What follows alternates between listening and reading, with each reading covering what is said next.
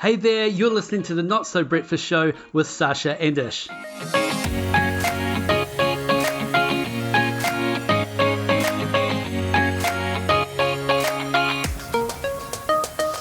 Alright, thank you for joining the Not So Breakfast Show today. You're listening to the one about how to have better coaching conversations. How do we develop those around us, make them better, and switch on our own levels of awareness to see those opportunities to do so. As always, the show is packed with great advice, and it's always good when Sasha's on form.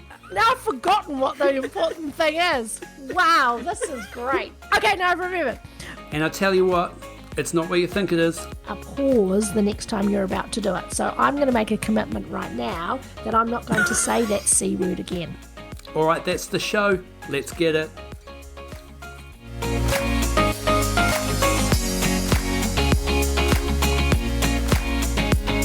Alright, welcome to the Not So Breakfast Show today, and you're listening to the one about having better coaching conversations. How do we develop people, coach people, and just make them better? And speaking of making people better, Sasha Coburn, bringing the knowledge bombs every week. Yeah, hi Ish, you make me a better person. Thanks. It's good though, because we actually get to challenge each other, talk to each other often. We spend a lot of time together, and I get heaps out of just the conversations we have where we're even discussing things that we know, or discussing probably more likely things that we don't know, and fleshing them out into bigger concepts. Absolutely. One of the joys in life is when you meet people that you can share conversations with that help grow and expand you. And I reckon there's opportunities for us to do that in a more deliberate fashion. Not you and me, we've had it, we do enough. but looking for where are the people in our lives where we can both be coached by them and also have more coaching conversations with people that we are perhaps responsible for in a leadership sense, or even members of our own family. And I think it's a great opportunity to unpack that. And I think we should point out the difference. What we're going to talk about is having coaching conversations. It's developing great talent and finding potential in people to make them better. It's not about performance management conversations, that style of coaching.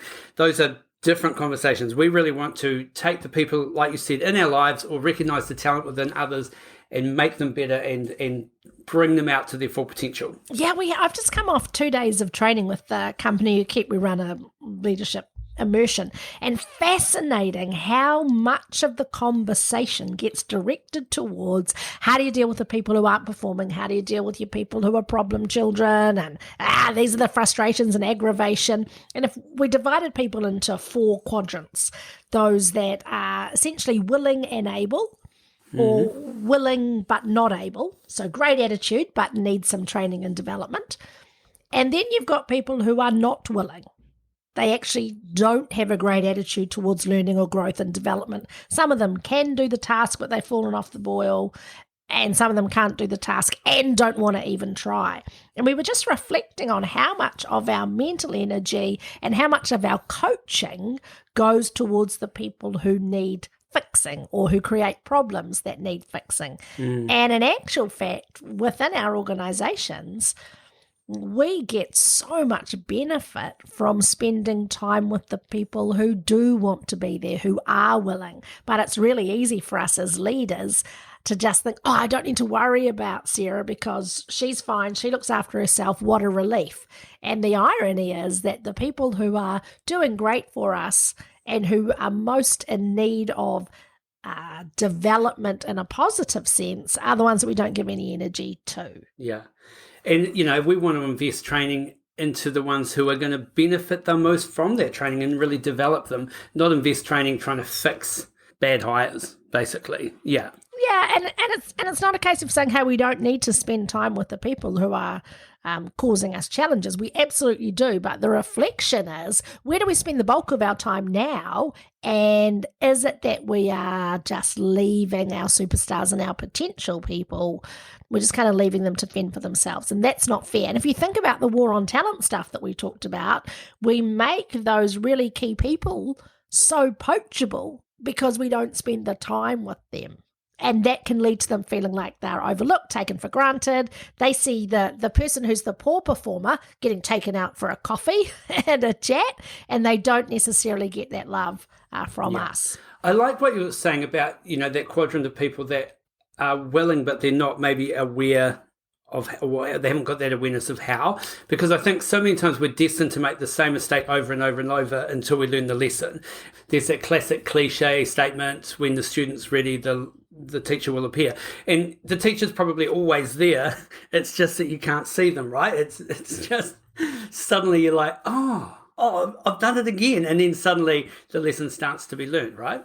Yeah, I mean, I can only relate to that in terms of in my life when I've come out of heartbreak and I've really wanted a boyfriend or I've really wanted somebody in my life. And I was like this actually when I met my husband, Chris, because I knew, and maybe I've told you this story before, but I knew that the universe only provides when you're not begging for it. Right? When you're not so desperate, because everybody that's desperate to meet someone never does, because we get in our own way. So I used to drive into work every day when I was working as a lawyer in Christchurch, and I used to go, okay, universe, I'm not looking for anyone today. I'm just an independent woman. I'm just fulfilling all my own needs and I don't need anyone.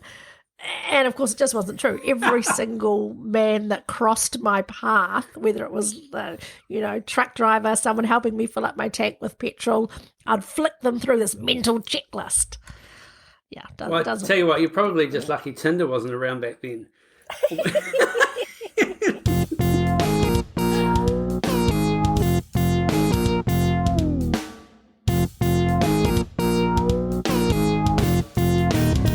So when we talk about coaching someone, what do you have any definitions or thinking around what coaching is, what great coaching looks like? I think there's so many different ways of describing what coaching is, but I love the definition of a coach as being somebody who sees the potential in you that perhaps you don't even realize is within you. Sometimes you do, but they see that potential and they unlock it. And help you be the very best version of yourself that you can be. I love on Ted Lasso, because we've talked about Ted Lasso being, just a great TV series at the moment, but it's really in that leadership coaching space. And there's a couple of scenes really early on when he recognizes the talent that's within the water boy at the time, Nate, and starts calling him Nate the Great, and really just starts inviting him in and giving him opportunities to have a voice. And I think there was a statement where he said, this guy's forgotten more about football than I will ever know. And those kind of statements, and just, that's Ted's character, right? He really wants to bring out the best in people. And now as you see Nate's character developing, and now in the second series he's just turning into a bit of an asshole and isn't recognizing that gift that was given to him and how to give it back. So it's really interesting, those dynamics, but definitely that potential from the beginning was just I love the show, so as you do. So if you haven't seen it, you should definitely watch it. I think it's fascinating to think about coaching in the context of the relationship that our kids have with their teachers, because I think this is such a clear way to see what we're talking about.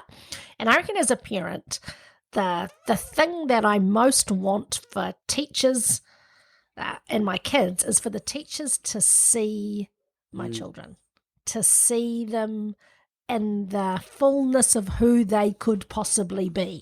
And every time there's a teacher who sees the potential in one of my kids, establishes the relationship and just has that quiet word, hey, come on, you're better than this. I can see something in you. You've got this. Come on. That is what keeps a kid turning up to class and doing the work that's needed. And I reckon so many of our kids go through the education system without having an adult other than their parents, and sometimes not even their parents, really calling them into the fullness of who they can be. And I've always thought as a leader that one of the things I really want to do, and I get it right some of the time, and I'm a work in progress, is for people to understand that I see what they're capable of and say, come on, this is who you could be and what you're capable of. Let's go. And it's a special type of person doing that. It's someone who is interested in other people, developing other people. Hopefully that's why they got into teaching in the first place. But just recognizing as well that everybody is great at something. And there is something interesting about everybody. It's just about asking the right questions, about seeing that.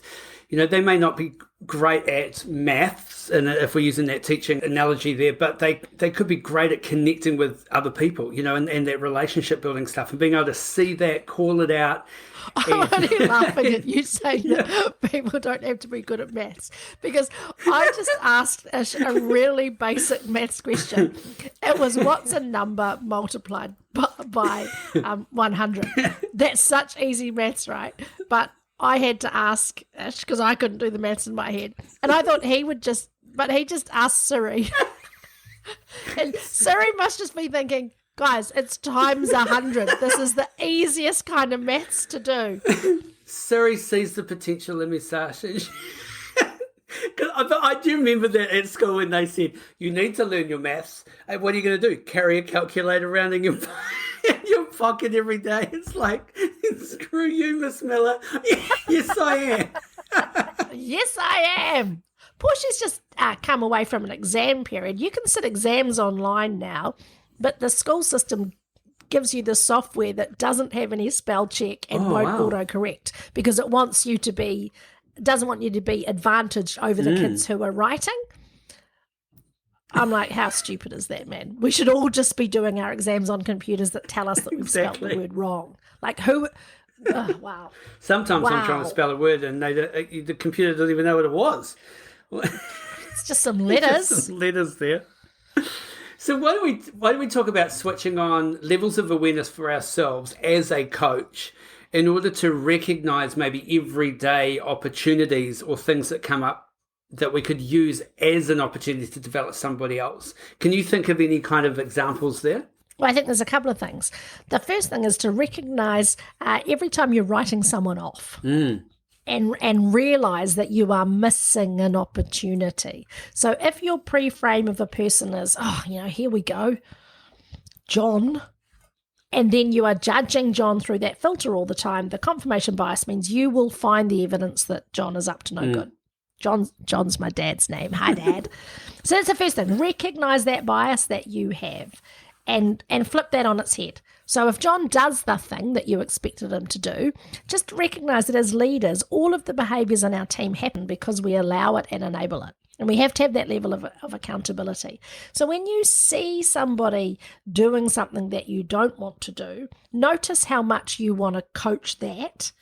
And then the flip of that is, how do you speak into the potential that you see? And it might be that someone does something well, but there's another level.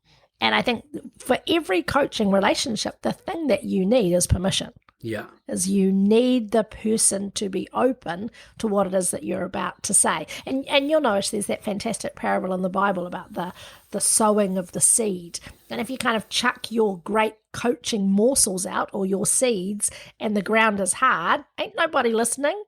Birds are just going to come and pick that up. If you are trying to sow your seeds of wisdom and the person's too busy because there's weeds around and that's just strangling the thoughts, you really only want those coaching gems to be going in when you've got that fertile and open soil.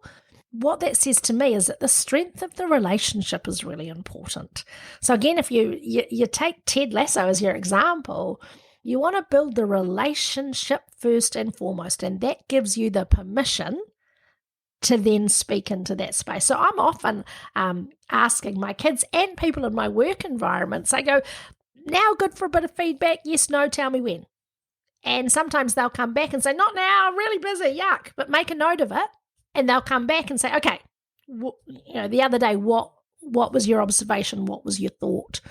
And that begins a coaching conversation. I mean, what about you? I find my best coaching moments are either where I've paid for coaching, so I've gone specifically to a coach for a specific thing, because I've already, I've got it in the mindset that I want to learn, I want to change, I want to develop. And the second one is from people that I fully respect and have had a great working relationship with, and they're able to speak into me in a way that maybe someone else that I'm not prepared to listen to, and that maybe that's my own judgment right there, but they're not in a position where I'm wanting to take on their feedback. But even as I reflect on that now, it's like, why would I not listen to somebody who could actually be someone that could give me some coaching advice? Because really that's one of the key things, isn't it? Coaching moments and opportunities are everywhere. Well, it's also about saying, can you assess the advice without worrying about who it came from? And sometimes you can, and sometimes it's like when people come and give us speaking advice, and we go, oh, okay. When was the last time you spoke in front of 500 people? So you get this kind of arrogance that says, I'm not going to listen to anybody. But often that's because the people who are regularly doing it have the most insight. But the gem might actually come from someone who their expertise doesn't get in the way of their insight. And that's that whole kind of, out of the mouths of babies thing is where you get some of the gold. So you've answered the question in terms of receiving coaching, and I kind of came at it from the giving of the coaching. So when you're giving coaching, what are you looking for in terms of the opportunities in others? So usually I'm looking for, there's probably a signal that there's some sort of potential there or an expectation that the person needs to up their game. So then I'd be looking for, where is an opportunity within everyday activities, small project, task, an expectation where they could deliver on something, but not just deliver on it. It's almost like a personal branding opportunity. It's something, if they deliver this piece of work really well, it will give them some legacy. So one, it's switching on the awareness to that. And then two, it's like helping them then deliver the best piece of work that they can and talking them through that opportunity.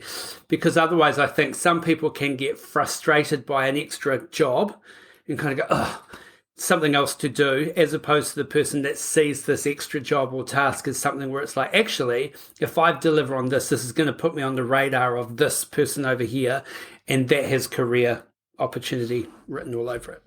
Yeah, I mean, I think there's a bunch of coaching models that you can obviously use. The GROW model is one that people talk about a lot. Set a goal, talk about what resources you need, what are the options for achieving it, what's the person's willingness. That's what the GROW stands for, and you sit down and have. And that's a more kind of formalized coaching conversation and relationship. But I think there's lots of opportunities on a more regular basis just to be having those words in to people's ear that says, I see you. Here's how we can help you do that thing just that fraction better, and this might lead to another opportunity for you. And that can sometimes come even from a question. So someone will ring you up, or, well, that's what they do nowadays because we're not face-to-face. Can I jump on the Teams meeting with you, Ash? I just need to bounce an idea off you or check in with something. And, I mean, my default is I want to give them the answer. And sometimes it is good to give them the answer because it's just a speed decision and it just helps them get their traction and keep moving. And other times I need to hold back from that and kind of go, well, what do you think? What's your gut feel? Maybe come back to me with your decision and a rationale and let's talk about that. So I'm not always just giving them the information. It's starting to develop that self-dependency and kind of self-reliance on being able to make your own decisions as well. What you're saying is absolutely critical. A key part of any coaching relationship is that you ask, don't accuse, or ask and don't assume. So you give people the courtesy of a conversation, even when you're talking about the potential you see in them and where you see they might go. They might not see that for themselves. That might not be what they're interested in. And there's a whole lot of talented people out there that don't want to do the things that you see. And how true is this for our kids, right? I just want my kids to be happy. But I'm sure they'd be happier if they were making the choices that I want them to make, right? Just when I said you should go and do that, I meant do it my way. We'll all be happier. So we've got to recognize in ourselves when we're not actually letting go of the thing. But asking the question rather than assuming is the really critical part of that. And if you want to coach people to get better at making decisions, you have to let them make decisions and to feel the weight of it, the weight of the potential consequence of their decision. But you can coach them by giving them baby step decisions first and foremost. My youngest daughter, Emma, she got a job at a restaurant in Auckland, and she's 16, and it's a proper restaurant. When she went there the first time, she was supposed to be trained, and they just said, "Look, we're too busy to train you. Here's your notepad. Go take orders." That was the training, and this is the first time she's ever done this stuff. So I picked her up after that, and she was a little bit overwhelmed, but she was still like, it was okay. It hadn't gone too bad. She went back the next day, and that one was worse. So the person wasn't on. There was nowhere to train, no one to train her. It just didn't work. Made a couple of mistakes. And we were driving home, and she goes, I don't want to go back. I'm out. And I just like, part of me was like going, don't you quit. Come on, stick with it. But it was really that whole thing. Well, let's unpack. Why are you feeling that way? And she goes, well, I don't know what I'm doing. It's like, well, that's temporary. What do you need to understand in order to know what you're doing? Oh, I need to know how to use the till properly. Okay, so it's about the till. Yeah. And so we kind of unpacked that. But then we also unpacked, do you really want to go back through all the interview processes and everything that you had to do to get this job in the first place with somebody else? Because if you get another job, you're still going to go through some sort of training or stuff. And it slowly started to click. Next time she went back, she asked about the till training. She got the till training. And then all of a sudden now she was away. So it's just those little things, eh? You want to rescue your kids so much and just protect them and go, yeah, bad. What bad a terrible boss. What a terrible boss. But actually, I don't know the situation. It could have been 3 people didn't turn up that night. And now she absolutely loves that role. And we've actually reflected on that again. And I've said to her, what did you learn from that? Now that it's going great, would you change it? What would you have done differently? And that unpacking of the coaching, because it's ongoing, right? One of the critical things that we can do, I think I've said that about 50 times now in today's episode. So if you can count how many times I've said critical, we'll send you a prize. Must be important. One of the really important things, now I've forgotten what the important thing is. Wow, this is great. Okay, now I've remembered. One of the important things to do is to really institute perform, reflect culture. So in high-performing teams, and we see this a lot in sport, after every training, they say, how did we go against what we expected to do? So you can set up a coaching culture within your organization that at the end of every project or the end of every week, you go, great, how did we go this week? What did we learn? What's next for us? And that equally applies when ththings go badly, but also when things go really well. What did we learn from the wins? There's that expression in sport where they say, you learn much more from your losses than your wins. And I think that's just lazy, because you can learn a lot from your wins as well. And so if you just said after each performance, you go, what went well? What could we do better? What's next for you?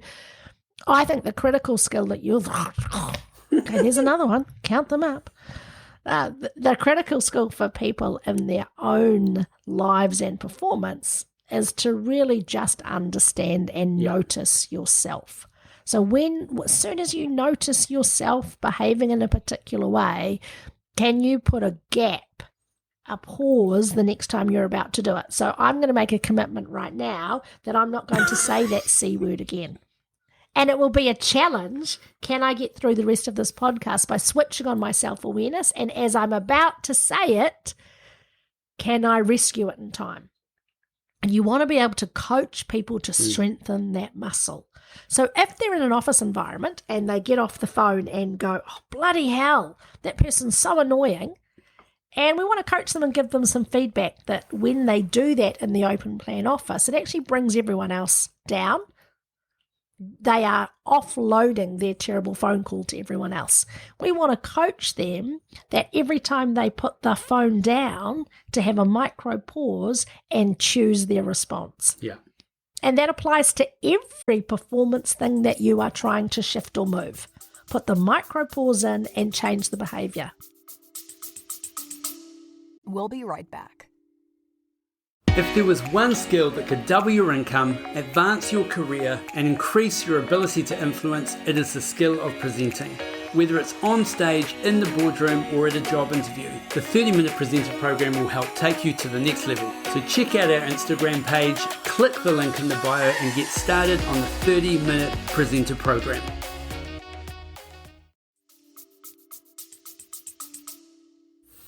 I definitely know what part of the podcast going in the soundbite at the beginning, and it will be the C word. I think that's a crisis move you're making. I do really like what you said about the learning from your wins as well, because sometimes you win because the other team plays badly or someone made a mistake. And I think that recognizing that even in a business sense, like, why did that go so well? And was that because of what I brought to the role or the decisions I made, or was it situational, or was it because something else didn't work? So it is that whole full 360 analyzing of a situation is really important. Actually, speaking of 360, what do you think of 360 degree feedback, Sash? I love them so much. I think it's a terrible idea. Why so? Because it is one of those things that you hear a lot in corporate business. We'll do a 360 feedback conversation. Well, I come back to that initial thing I said, that a really important component of a coaching relationship is to have a relationship of trust. Lencioni's work on high-performing teams says the absence of trust is the number one dysfunction in any team. So I don't think 360 reviews necessarily establish a culture or contribute to a culture of trust. I think that if I suspect that any one of my colleagues is going to take an opportunity in a 360 review to stab me in the back, I just want to be stabbed in the front. Just come at me. If you have an issue with me, or you've got a suggestion or a problem, or there's something that you want to discuss, just let's have a culture where you can come and say that to me. I get that there are power differentials. So I think it can be really useful for leaders to get feedback on how they are leading. And there's some particular methods that can be used that enable your employees to feel safe in giving you some feedback. That's quite different from asking peers to review each other. And I think there are more effective ways of doing that than just, saving up all your petty grievances to get back at someone during the 360. But, you might have had more experience of it where it's been a positive thing. Oh, no. I'm with you. I think it's, I guess, two ways I think of 360 feedback is, one is, we've got this person and we're doing this coaching. Can you give us some feedback on them? And you can just get a whole lot of toxic stuff coming back. Or it might be a self-directed one where you're actually going out and asking a few key stakeholders that you've already identified. I think that one can be useful, and that can be set up well in a coaching conversation. Some of the best coaching moments I've had is where they're using things like that, where they say, okay, well, I want you to come up with 5 leaders or 5 people that you just really rate and admire. And what is it about them specifically? And so I'll list off some qualities and you go, why do you think that's such a great quality? And why would you want to aspire to that? And where's the gap for you? And so even just unpacking that thinking is quite interesting on what you rate in other people. Because often if you can see it, then you're either good at it yourself or you suck at it, right? Because there's only, you have to have some level of awareness to what it is. So you either admire it because you suck at it and you want it, or you recognize it in someone else so you like it because you recognize it in yourself. Probably the bigger question, and what a lot of coaches are trying to unpack there, is what are you not seeing? So what is it actually about specific leaders that you admire that you can't see right now, that if you could see it, that would change the game for you? I think part of that is also the useful gap exposure. So if there's a gap between how you think you are perceived and how people actually perceive you, that's where the opportunity is to really grow. Okay, so if you say to me, so Sash, how do you think people experience you?